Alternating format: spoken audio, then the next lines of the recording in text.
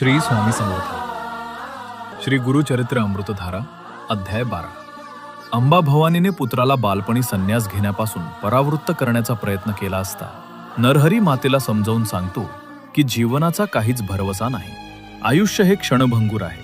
त्यामुळे म्हातारपणाची वाट न पाहता बालपणापासूनच पुण्यमार्गाचे आचरण करावे. पुत्रमोहाने अंबाभवानी नरहरी पुत्राला म्हणते की तू आमचा पुत्र नसून आमचे कुळदैवतच आहेस. तेव्हा आणखी एक पुत्र होईपर्यंत तू आमच्या जवळ राहावेस अशी विनंती करते. नरहरी 1 वर्ष आईवडिलांजवळ राहिले. या कालावधीत त्यांनी अनेक विद्वानांना वेदशास्त्र शिकवली.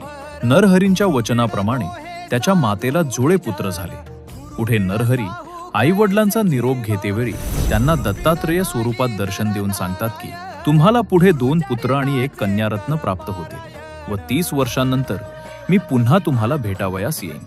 नरहरी पुढे काशी क्षेत्रात गेले व संन्यास धर्माचे पुनरुज्जीवन आणि लोकोद्धार करण्यासाठी ज्ञानाने अधिकार असलेल्या ज्येष्ठ अशा कृष्ण सरस्वतींकडून संन्यास ग्रहण केल्यामुळे ते नृसिंह सरस्वती नावाने ओळखले जाऊ लागले.